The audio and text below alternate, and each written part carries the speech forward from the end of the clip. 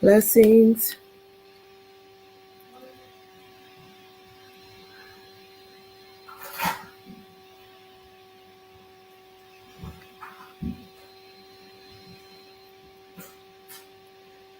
Blessings, blessings, blessings.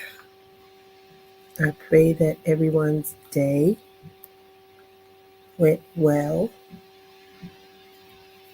Let's see if we can get this here. Okay.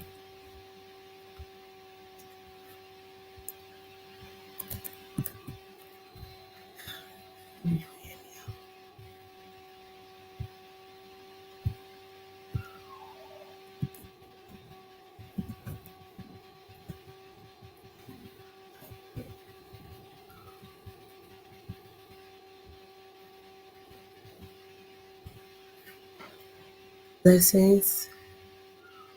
Those of you who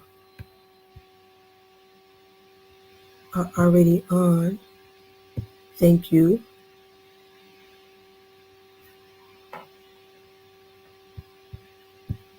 for joining us tonight. A few more minutes before we start. Here are just a few others. Hey,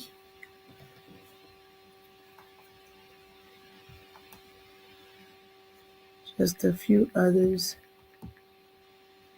to come on. There's a few who would normally join us here live, but my bearer of arms had to be rushed to the hospital, and she happens to be my bestie's daughter. So, of course, that is where my bestie is.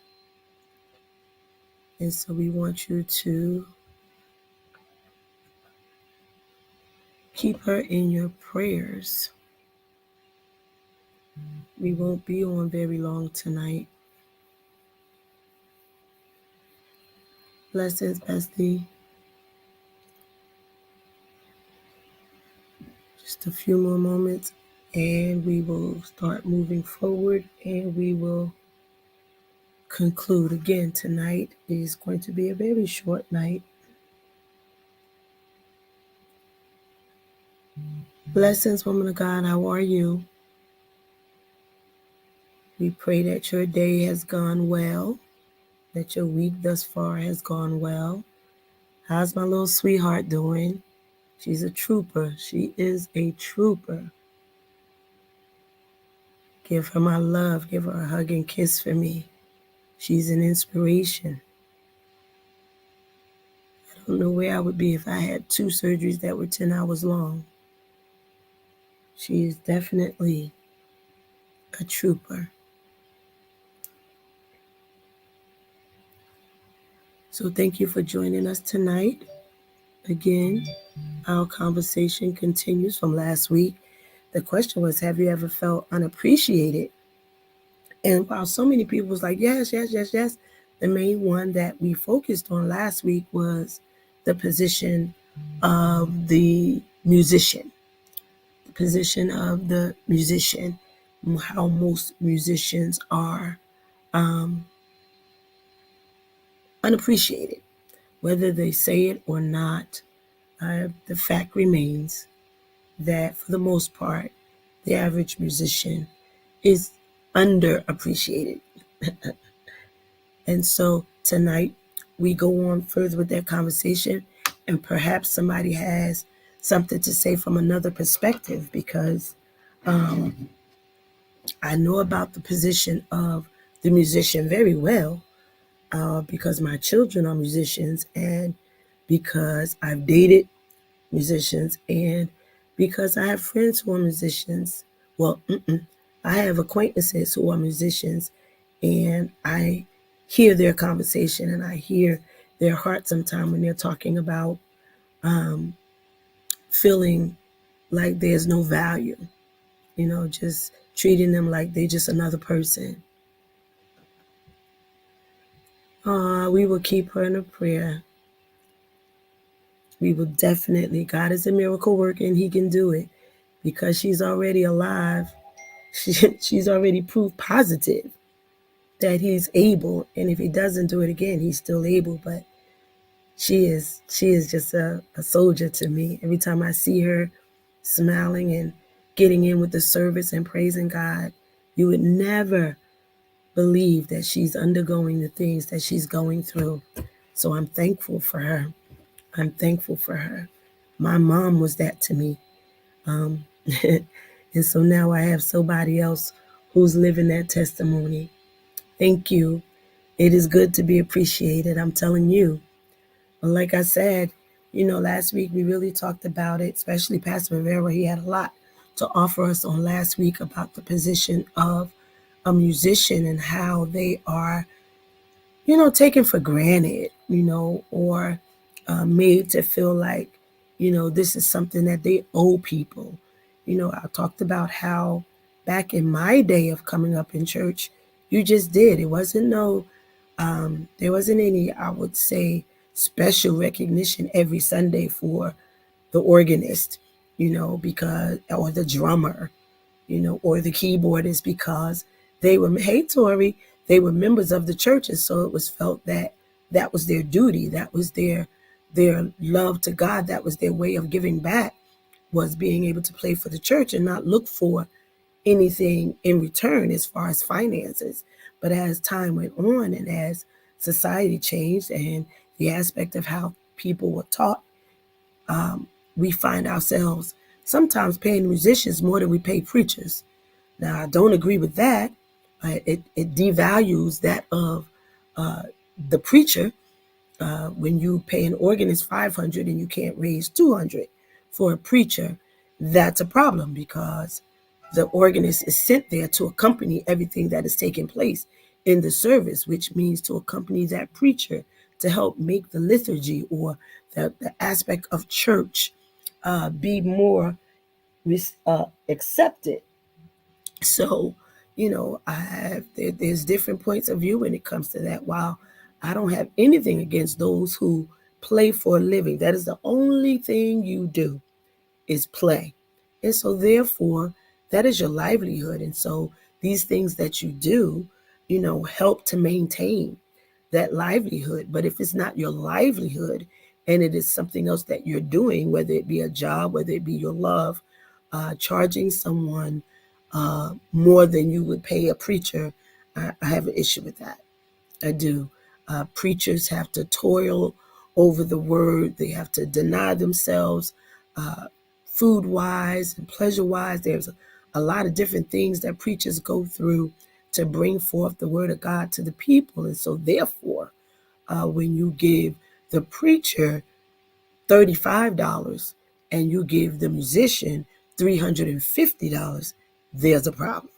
There's a problem, because you have knocked down God's servant. And so we have to be careful um, how we say what we say and how we do what we do when it comes to finances and musicians and preachers. Jesus didn't really charge us anything financially. He just told us that we needed to live right.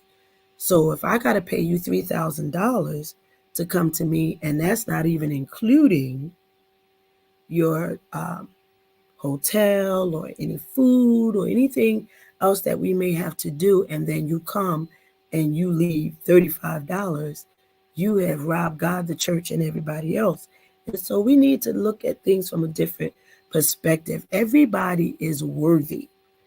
The scripture says the laborer is worthy of their hire. So whether it be the preacher, the musician, whomever, if they have been hired to do something, if they have been engaged to do something, that they're worthy of hire. And so we should not muzzle the ox that treadeth out the corn. And so we're quick to pay a musician, but we hide our heads when it's time to give something to a preacher. And so we need to reevaluate some of these things. Not that anybody should be doing it for money. Again, when you go back in the day, that's just not how it was done. And so we want to, when we say appreciate or unappreciate, we want to make sure that we deal with it from the right perspective. So like I said, last week we had very good conversation from several people who uh, came from a musician's point of view. And so I wanted to know if there were any others who had a point of view where you felt unappreciated. Maybe it was in your relationship. Maybe it was in your servanthood, you know, in a church, or if you felt like what you were doing ministry wise wasn't appreciated. It happens, it's a real thing.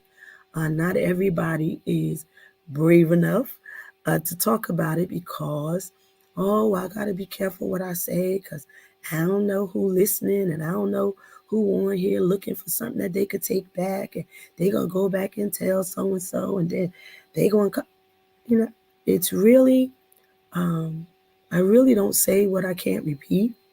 So I don't have that as an issue. If I said it, I can repeat it. If I said it and you ask me, I'm going to say yay or nay. If they added to what I said, I'm going to let you know whether they added to what I said. Um, but I would also allow you to know what they said. So everything that we do, we have to consider that there's another side of the coin. Even with problems, I tell anybody that comes to me to discuss things that they're going through, there's never one side to anything. There's never one side. Even to a problem, there's not one side to a problem. There's two sides. Either you're a part of the problem that continues, or you're sitting back and saying nothing and allowing it to take place. Either way, you participate in the problem. So there is no one side to any problem. So when we talk about appreciation, let me tell you what I found. As I always do, I try to find what Google, or I don't like Wikipedia too much, but I usually like Merriam Webster. But unappreciated, according to Oxford Languages, says not fully understood, recognized, or valued. Not fully understood, recognized, or valued. Now, when I first saw that it said not fully understood, I was like, well, how does that come into being underappreciated or unappreciated? And so I had to go um, personal, because there were many times that because of who or what someone had said prior concerning me, what I had to offer at the time, wherever I was not fully appreciated, because people already had predetermined thoughts based on stuff that they had heard, nothing that they knew for a fact, but things that they had heard. So I had to really, like, what do we mean, not fully understood? But I totally get that, because I've been there, I've done that, and even recently, been there and done that. People just don't um, appreciate your worth. They don't fully understand who you are, and what you have to offer. They don't fully get what you've gone through in life that helps you to be who you are today and to justify the wording that you have in a conversation. And so, not fully understood, I get it. Not fully understood, recognized. So, you know, have you ever been in a situation where you were in a conversation with somebody and you were talking about, oh man, it would be nice, or what do you think about this? And, you're having a conversation with somebody and they act like, they're not too involved, but they're there because you're talking to them. But then when you hear them in the conversation with somebody else, they bringing forth the idea like it was them, just forgetting all about your conversation and the fact that you brought up this very topic, or you talked about this thing. And so now they present it as their own. And so you're not fully recognized or valued. So they're taking from you and presenting it as their own, which leaves you feeling very unappreciated, disrespected, So, yeah. So I can see where this definition would really justify what it's saying. Not fully understood, recognized, or valued. So Let me add that. So, what about you, the few of you that are on here? I know what I feel, but what do you feel about that? Personally, have you ever felt unappreciated, misunderstood, not fully?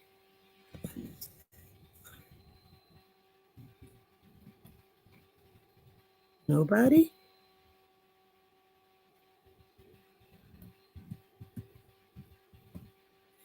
Nice.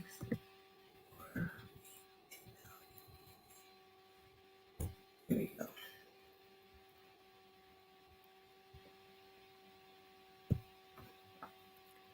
So that's where we are. So, with the few of you that are on here right now, can we pause for a moment? Like I said, I came on and I let you know that um, prayer was needed because my bearer of arms is experiencing something she's never experienced before, and having had to be rushed to the hospital via ambulance, and my bestie going to her side because she is her mother.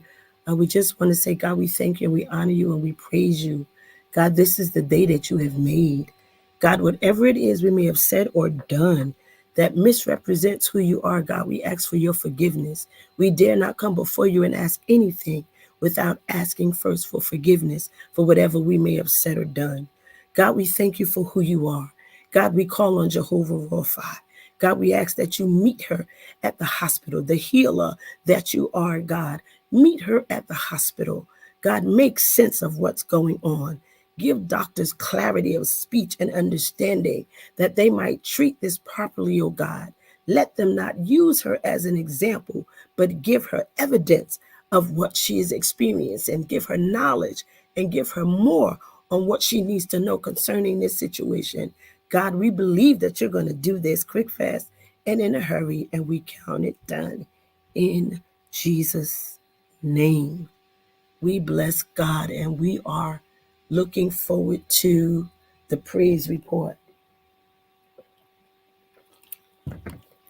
Unappreciated. Unappreciated. I've had people come to me um, in the form of counseling, needing counseling. And, they like, well, I've been here in this place, meaning feeling underappreciated or not valued in either a workplace or church. And I'm careful sometimes with my response. And when I say sometimes because sometimes I just come out and it's what it is. I cut no corners. I'm very to the point. Anybody that knows me can tell you that I'm very to the point. If you don't want to know, please don't come ask me because I'm going to tell you the truth about where I am, and I can come to you with different perspectives, whether it be natural, whether it be spiritual. But yeah, so feeling unappreciated or not feeling valued um, in a situation. I've been here, for so many years.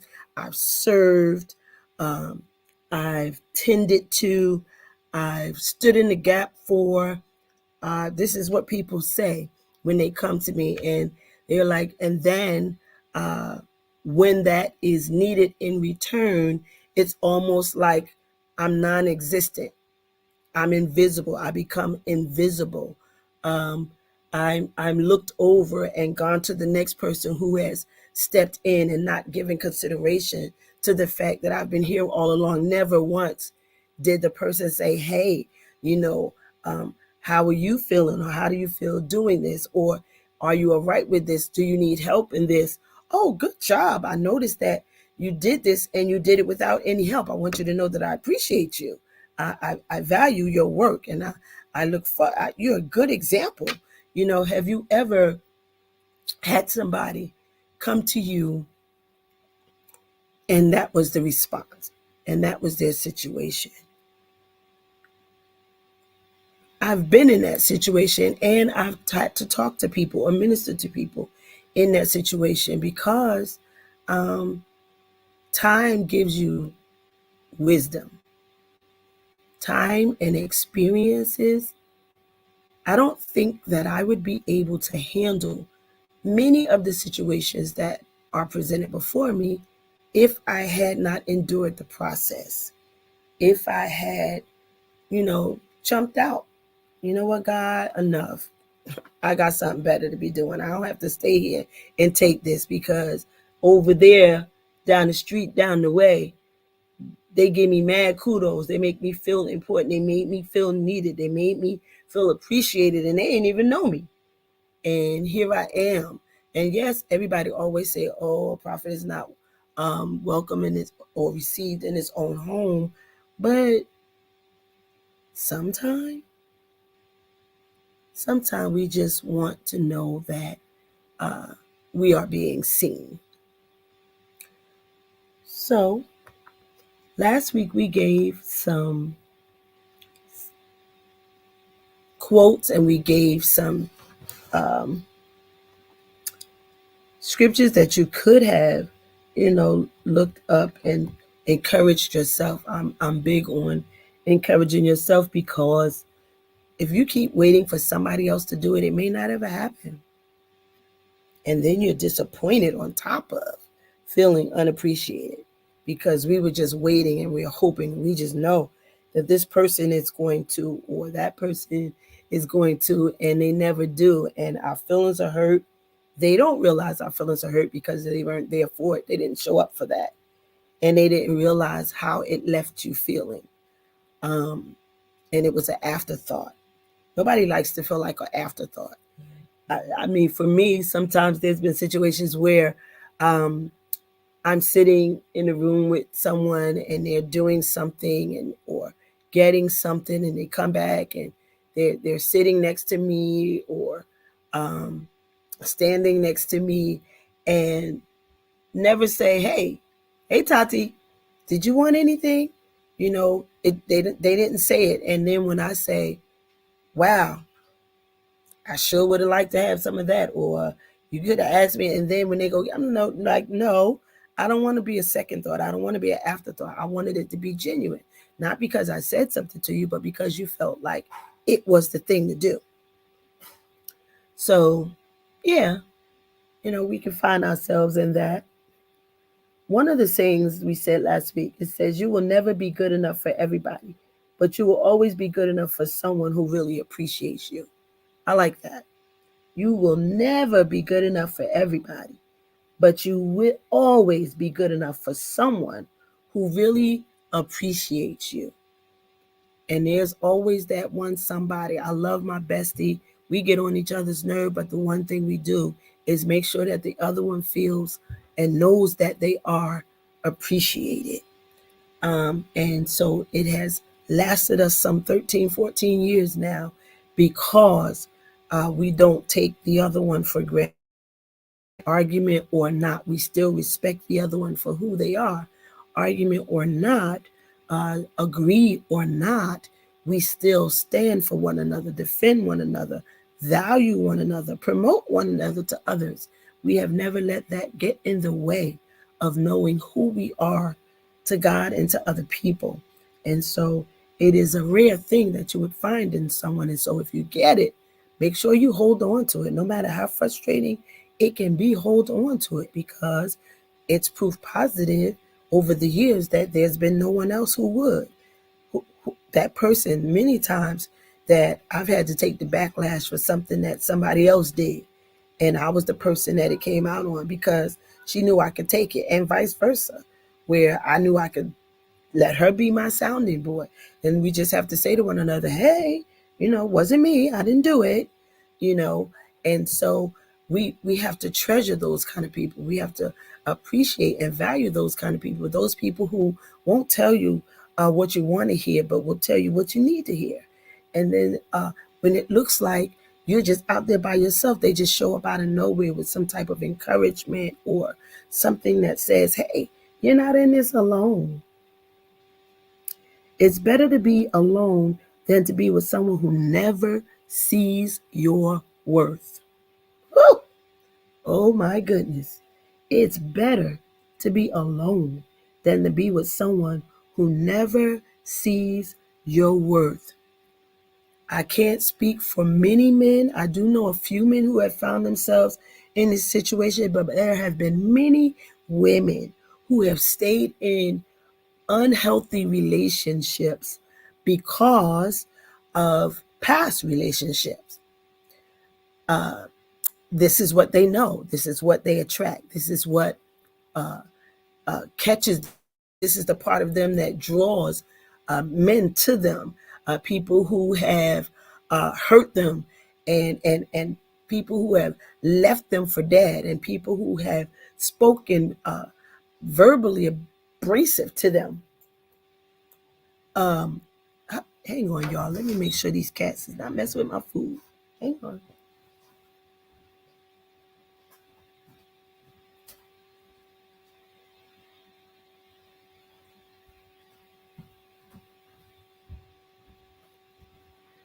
Sorry, guys. Thought I was gonna have to throw the cats away.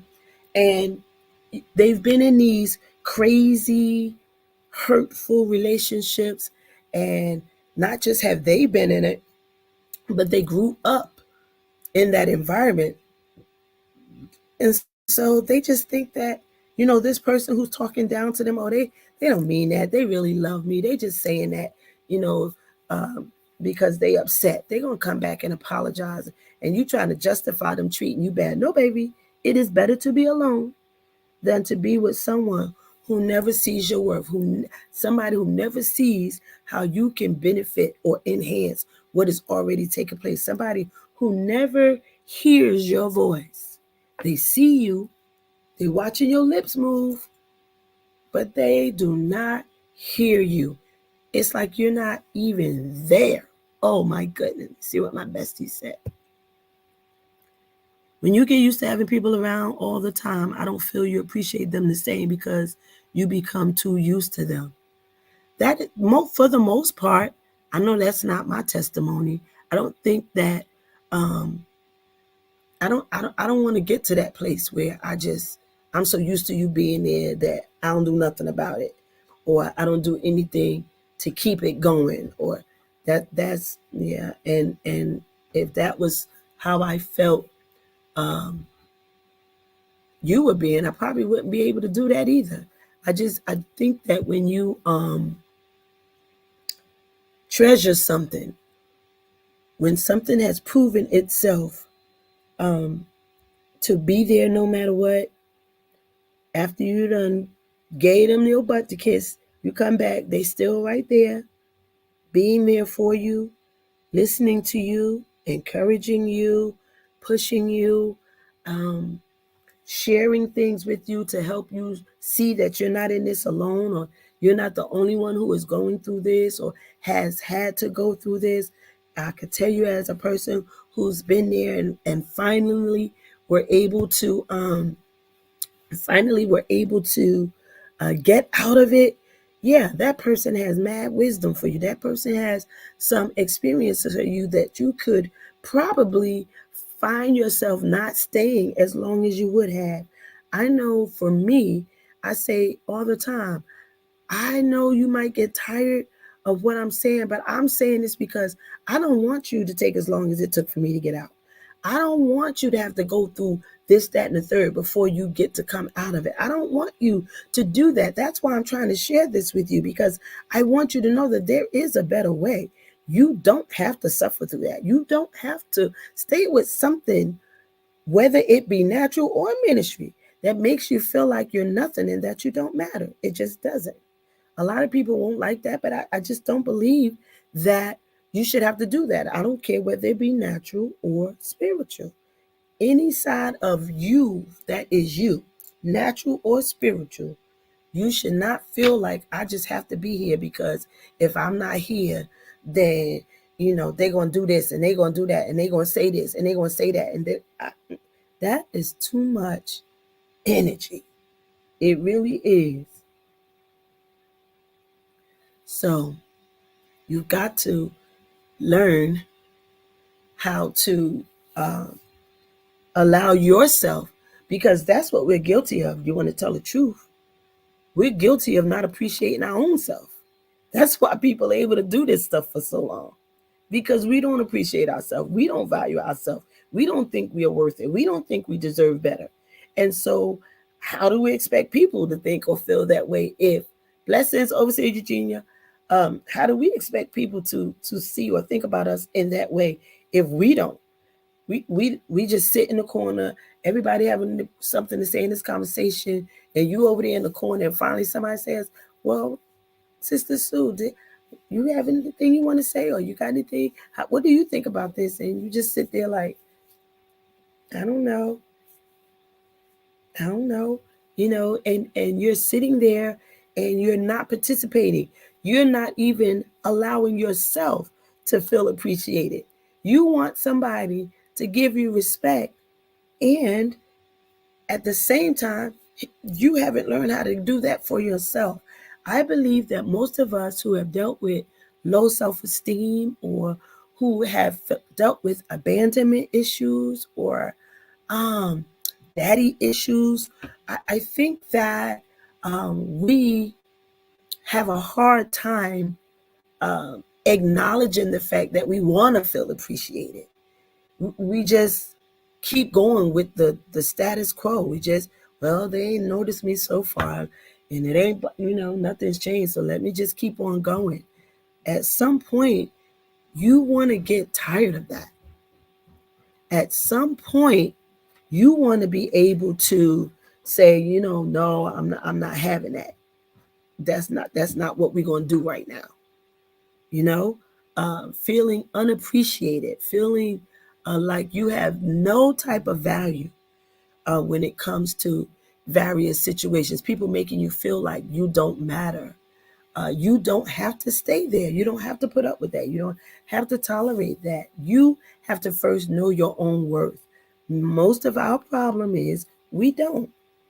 We don't know our own worth because of what we've experienced so many times in life. Growing up as a child, our parent or our teacher or our so-called friends always laughed at us or made us feel less than, or always, I would raise my hand in class and the teacher would always pick somebody else. Those who have dealt with those kinds of situations, 9 times out of 10, uh, bring that into their adulthood because, want to know, because I'm glad you asked, because we grew up, those of us who are my age and older, grew up in an era where you better not be telling nobody what's going on in my house. Or um, if you tell anybody I did this to you, so and so is going to get hurt. Or you were just left out there with just uh, despair, for lack of better wording. Despair. What am I going to do now? What am I going to do next? Like, why? Why did this have to be me? You know? Um, so yeah, you wanna learn how to value yourself. Let people know that you matter. You don't have to tell them nasty, because that's not going to get you the respect you want. There's a way to say everything. We tell all the people all the time. Anybody that's in our lives, we tell them it's not what you say, it's how you say it. You feeling frustrated, you feeling, neglected, you feeling some kind of way. There's a way to say that without becoming disrespectful. That's why you don't get the responses you want sometimes, because you haven't learned how to talk to people. You've learned how you don't want people to talk to you, but you haven't returned the favor and realized that people don't want you talking to them any old kind of way either. So we have to be careful that while we are seeking for things, we have to make sure that we're providing it as well, so that it's not one way. You're going to keep on hearing me say, it's not a one-way street. There's two sides to everything. Everyone wants to be appreciated. So if you appreciate someone, don't keep it a secret. So, you know, um, let's talk about that secret admirer. Everyone wants to be appreciated. So if you appreciate someone, don't keep it a secret. So most times with a secret admirer, that's why it's a secret admirer, because they don't want to let you know who they are. They just Sometimes you might get little gifts with anonymous cards or tags on it. Um, they just don't want you to know that who it is. They just want you to know that somebody appreciates you. But sometimes because of the life that you've already lived, you just need to know who that is. You want to know who that person is that appreciates you so you can let them know how they made your day, because nobody ever made them feel like that. Nobody ever took that time with them. So I think that secret admirers, it's cute, but sometimes that person really might need to know who you are because somebody else didn't tell them. And they've been just waiting and waiting.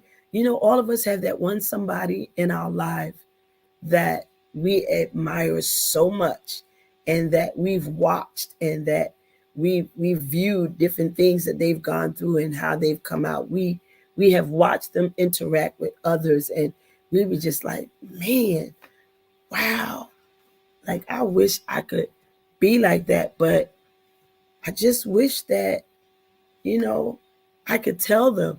And sometimes we make people unapproachable that really are not. It's just we just don't know how to, or we're afraid that if we go, they'll reject us once they see that it's us. There's so much that goes into secret admiration, you know. So appreciating somebody from afar.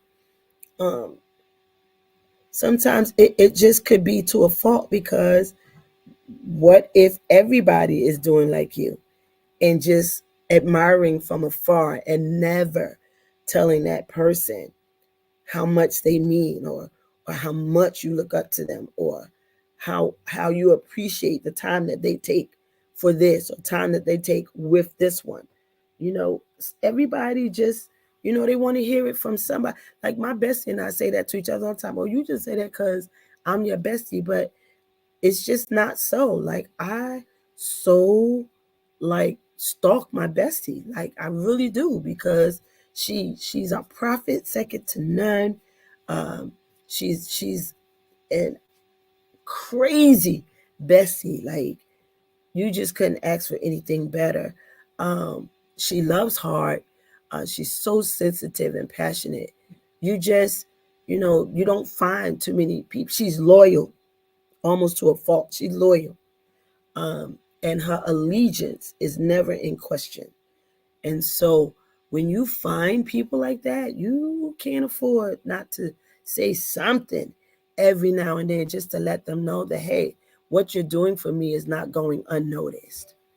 You know, I don't think I said I love you as much in a day as I have since meeting Apostle Wyatt and Prophetess Ayana. We could be in the same room, get ready to go to the next room. I love you. Get on the phone. I love you. Get ready to get out the car. I love all of this in the same day. And it's like they never get tired. And that's God given. That's God given. Um, to just always want to make sure with the way life is set up right now is we see you today and you're gone today. And so when they say I love you a lot, I used to say, oh my God, you said it already. But now I just return the favor. Why? Because what if I don't get a chance to do it again? What if something, God forbid, happens to either one of us and I don't have that opportunity again? I'm going to be over here kicking myself in it because I was like, oh my God, all I had to do was say, I love you back. All I had to do was let them know that I appreciate it. And so many of us are guilty of that. And we need to reevaluate ourselves and how we handle the love that is being presented to us, especially if it's being presented in the right way. I don't ever want to be found guilty of not loving because I love to be loved. Oh, if you treat me like no one today, tomorrow you will be no one to me. I don't agree with that one wholeheartedly. I don't really live by that. It kind of upsets my children because I keep loving on people that I know don't think nothing about me, that I know have their mouth on me. I still love them. I still, I don't disrespect them just because, that's what they choose to do. I, that's just who they are.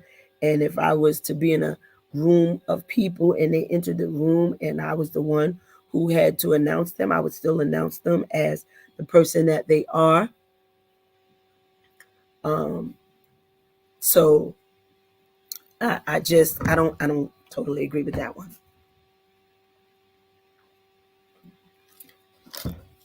Just because you treat me like I'm nobody doesn't mean I have to do the same thing to you.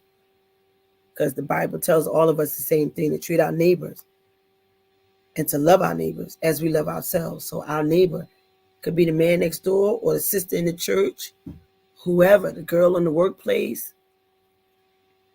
Just got to. Just got to. Um,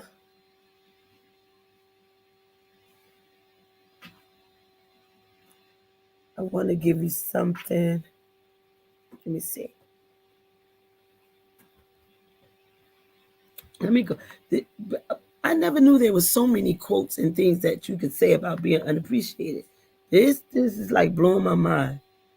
People never miss something until it's gone. Your absence is much better that your presence just for your own good. Read it again. People never miss something until it's gone. Your absence is much better than your presence just for your own good. Your absence is better than your presence. You see how I can make something good out of that. People never miss something until it's gone. Your absence is much better than your presence. Okay, so if you're in this um, relationship, this workmanship, this servanthood, and you feel like you are unappreciated or you have no value, you add no value, you're being made to feel like you add no value, why stay there? Why stay there? You don't have to make a scene, you don't have to go off, you don't have to do all of that unnecessary stuff, but why stay there? And when I say why stay there, like, when that day is over and the next time comes, you don't have to show up again. You don't have to keep showing up to be made to feel like that. Not unless that's truly your assignment. But you don't have to. But the fact of the matter is, you did so much by being there that when you are no longer there, you'll be more appreciated. It's sad that the appreciation comes after you're gone. Why? Because what one person did is going to now take 4 or 5 people to do. And all they had to do was make you feel appreciated. All they had to do was make you feel wanted. All they had to do was get off that table. Get down. This cat's messing with my trophies. And so, yeah, your absence is probably the thing that's going to make them appreciate you the most. It's sad, but it's true. Sad, but true. Let me see if I got another good one.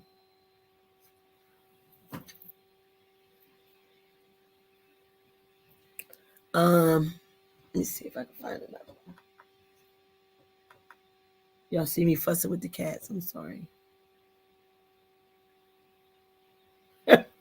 That awkward moment when you think you're important to someone and you find out you're not.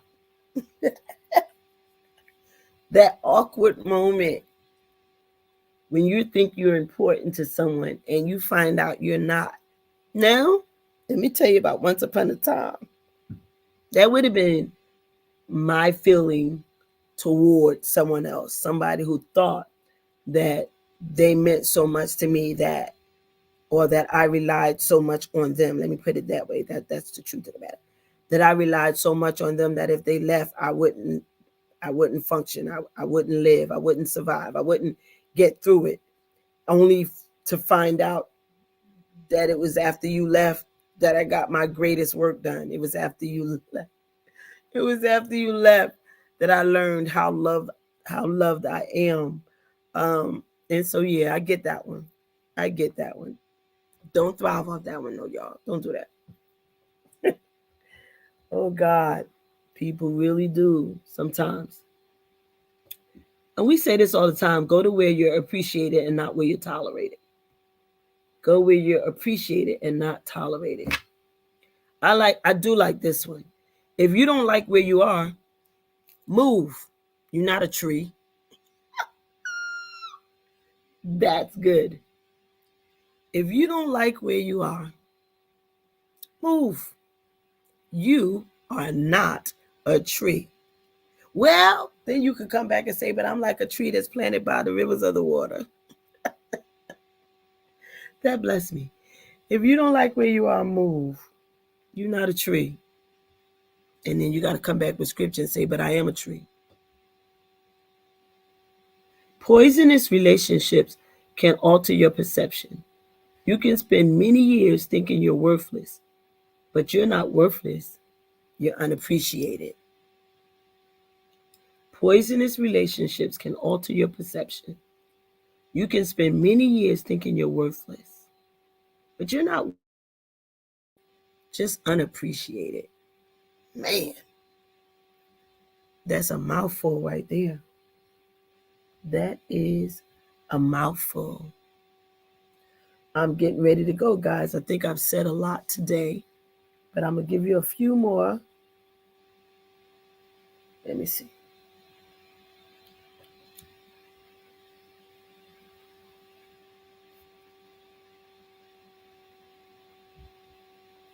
We tend to have an expectation that we will be justly rewarded and praised for all of our hard work and sacrifice. The reality is that a lot of it goes unnoticed. It's thankless. The pursuit of external affirmation just breeds resentment. Long story short, you think that certain people are just going to respect you or acknowledge the work that you've done on a regular basis. And it just doesn't happen that way. But if you keep on waiting for it, you're allowing resentment to settle in. Most of us, you should do things. It's nice to get things in return. So I'm not going to act like it's not. And it's nice every now and then for somebody to say, I appreciate you. But you should never do things just for that. Does that make sense? You should never do things just for that. Just be, let me do that because if I do that, so and so gonna see me and they're gonna da da da da da. Or then so pastor might see me. The teacher see me doing this with so and so. Like you're doing things with the wrong intent or the wrong motive, and so that's putting yourself in a place that could lead to resentment. It's not um that they don't appreciate you, is that you just put yourself out there like that. You shouldn't have did it if you were only doing it for recognition, because now you're hurting the person actually that you're doing it for, because when they look for it again, you won't have that same fervor and passion because it was just for the moment. It was just for the moment.